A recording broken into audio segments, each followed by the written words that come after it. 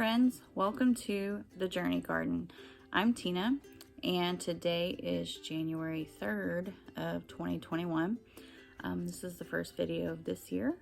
So today the topic that we're going to be talking about is garden prep. There's a lot of different things that you're going to need for garden prep, and this is just a video to help you figure out what exactly you're going to need to get started in the garden this year. So one is going to be location. Basically, the sun is going to be your best friend. Most plants love sun, and they love a lot of sun. Usually you're going to want to pick the southeast side of your house or your property, although really you could do it anywhere. Mine is actually on the northeast side, and then I put my my greenhouse on the east side of the house, and it actually gets too much shade. But my garden is in the northeast side of my front yard, and it gets a perfect amount of light. However, in Texas here, it gets really hot in the summertime, so at some point I do end up putting a shade tarp over it, but usually that's towards the end of the summer. So anyways, they say that if you go take a look right now in the wintertime, depending on where you see the shadows falling, in the summertime there will be 75% less shadow. And there's actually a calculation to figure that out, which I'm not going to get into, but you just want to pay attention to where the sun is and where the shadows are, because you don't want it to be shadowed out and not actually get a good amount of light, because most things need at least 8 hours of light, if not more. So then the next thing you're going to want to consider is soil. Do you have good soil? Do you have clay? Do you have a sandy soil? Do you have a loamy soil?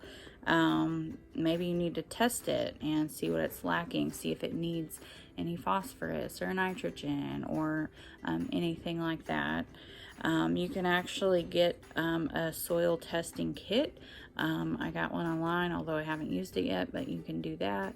You can also contact like your extension office, and they can tell you how to do that. Usually you send them a big bag of soil and they test it for you and let you know if it's lacking any nutrients or if it has too much of one thing or something like that. If usually NPK are the things that you really want to pay attention to, and then also how the pH is. Those are the most important things to look at. The other things you want to look at is going to be your frost dates. So to do this, you're going to have to know what zone you're in.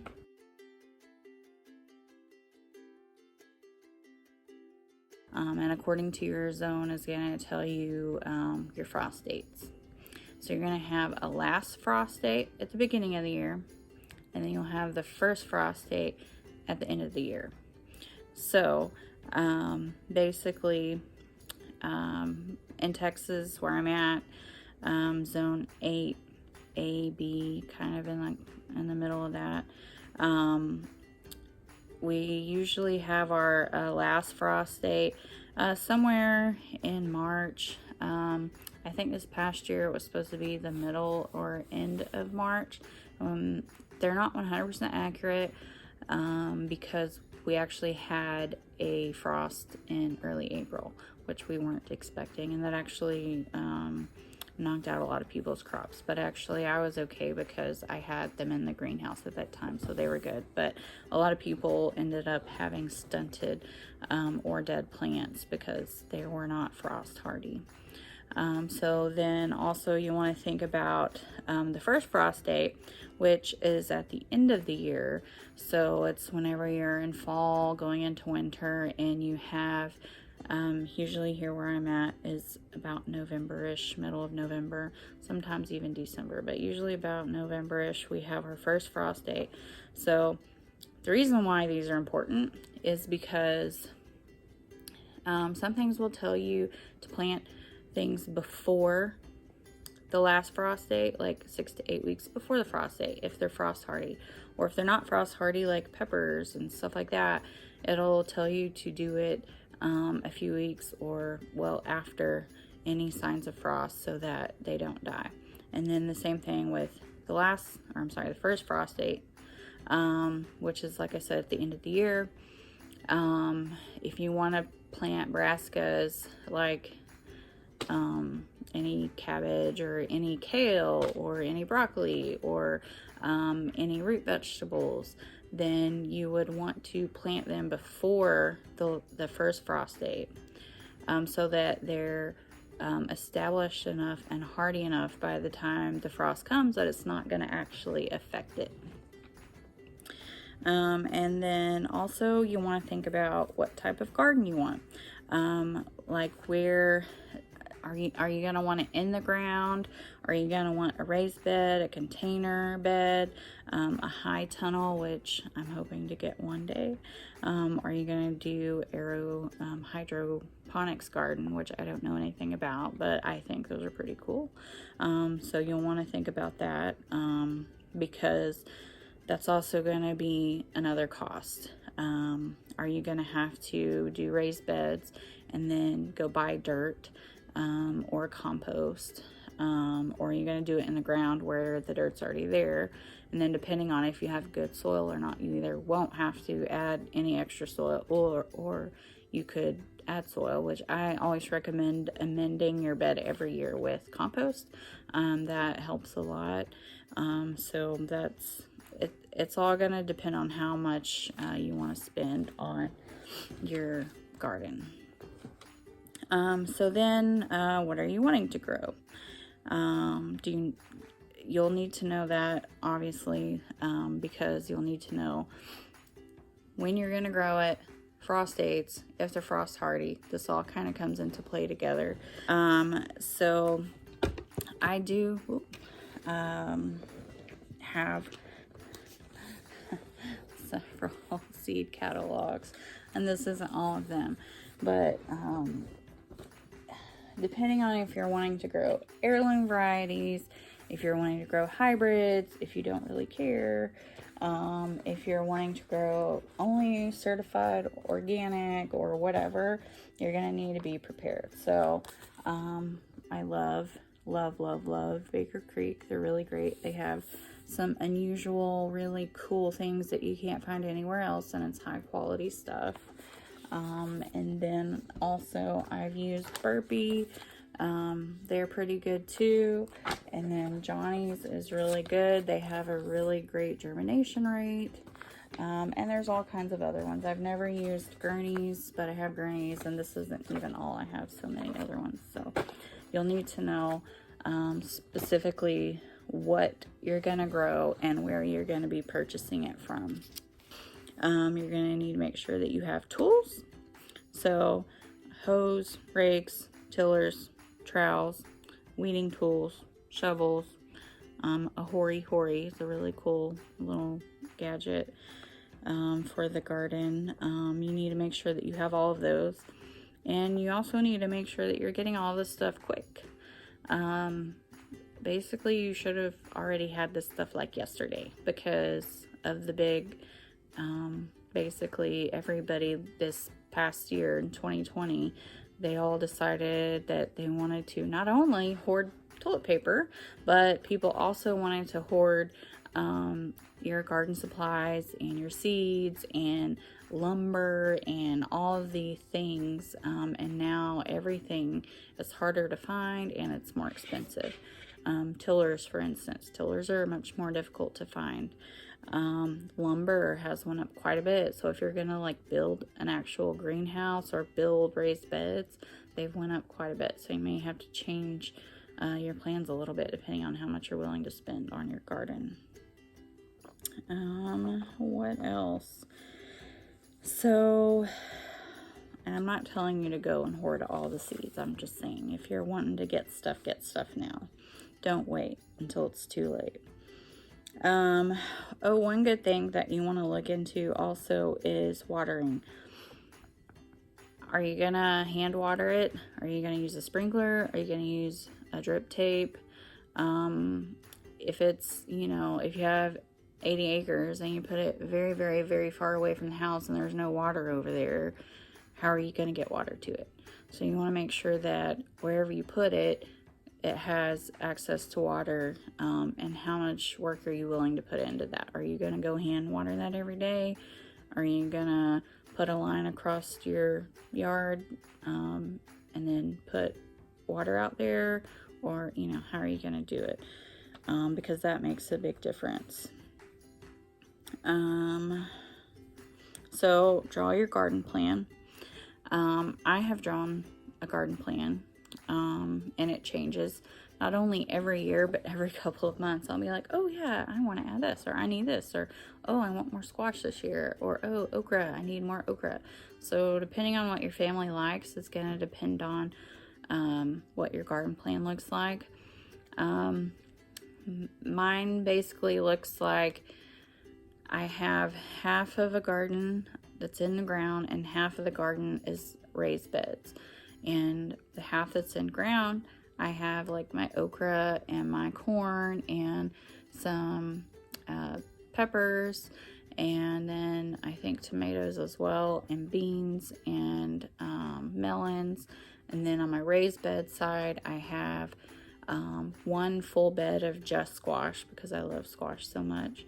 And then one bed, I think, that has cucumbers and melons, and they need a trellis. So that's another thing. Are you going to need a trellis? Are you going to need some type of support like tomato cages? Depending on if they're determinate or indeterminate tomatoes, that may play a big part in.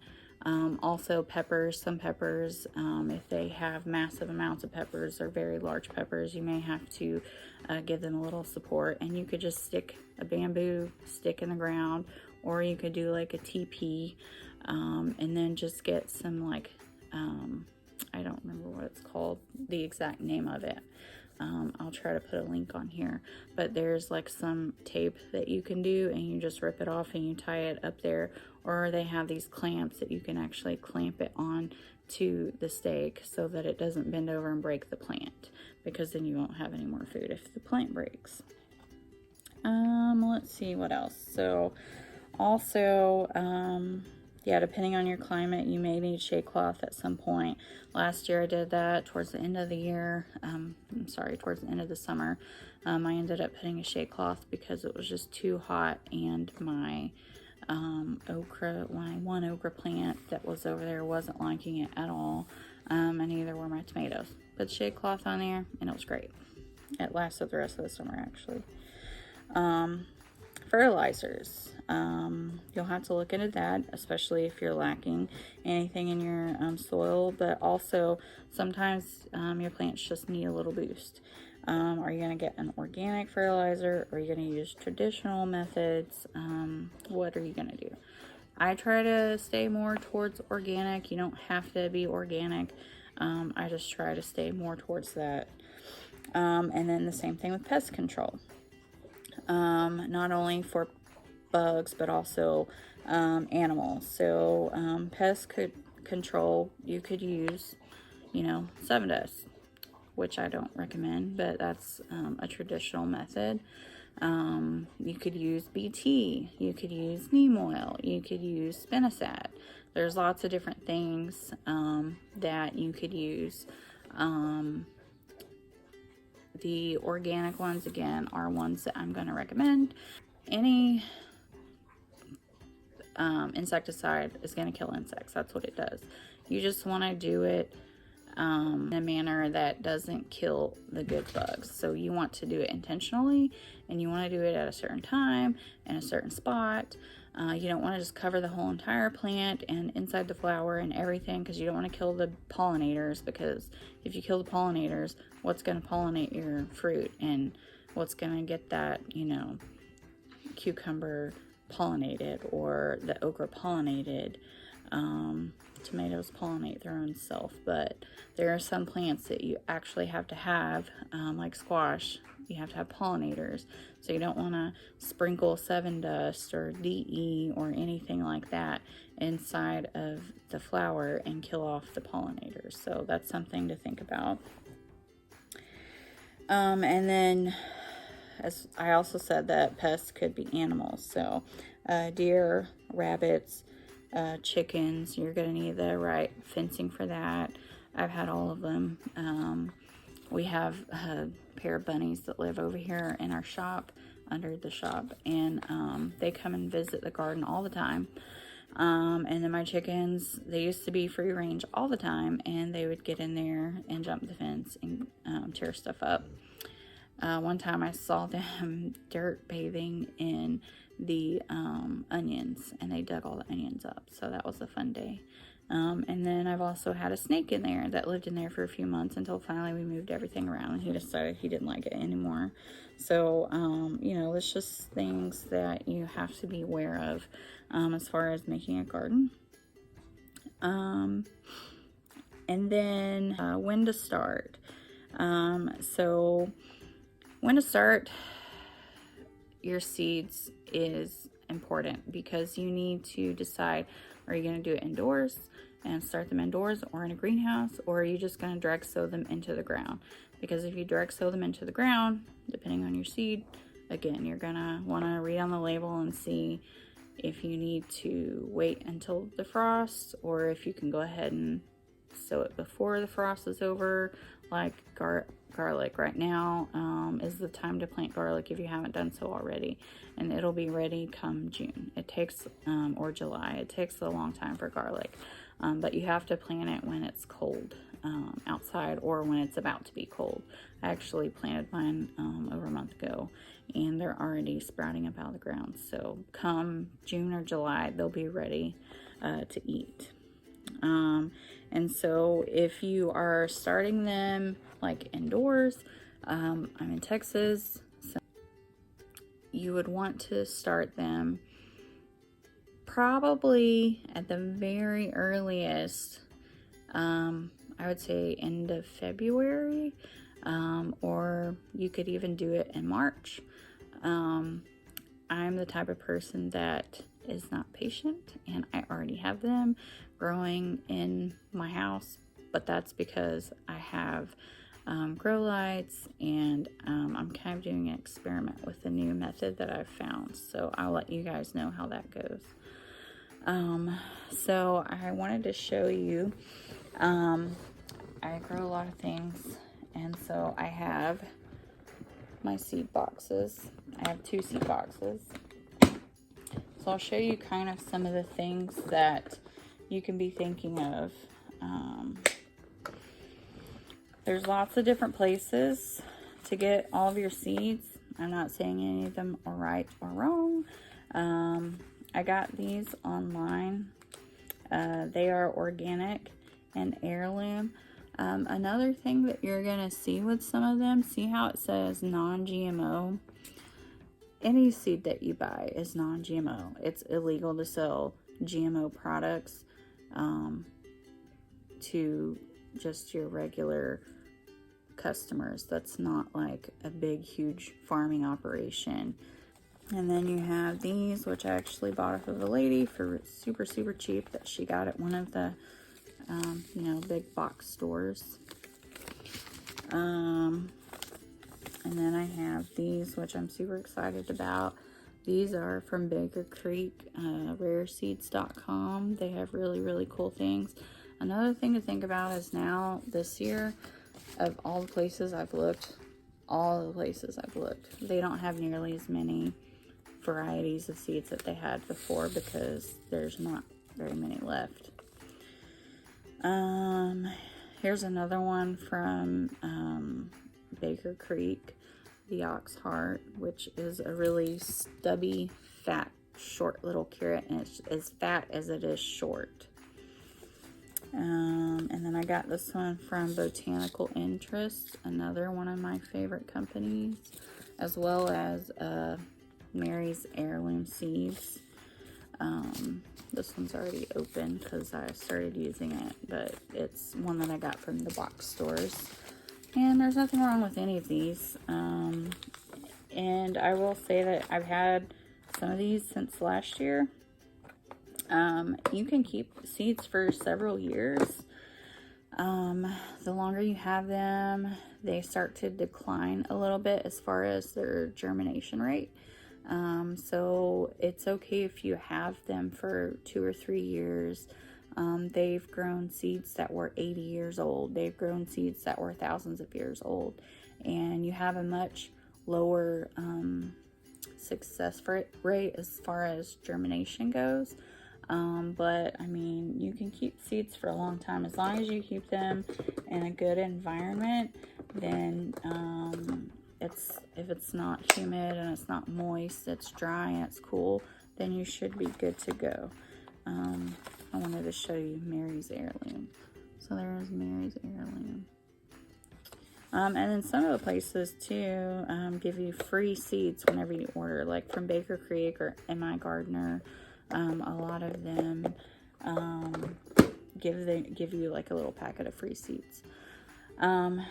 So I hope that answered a lot of your questions. I know it's getting kind of a long video, but hopefully you've learned some things. And I'll be teaching you some more things coming up on the next videos. Thank you for hanging out with me today. I'll see you on the next one.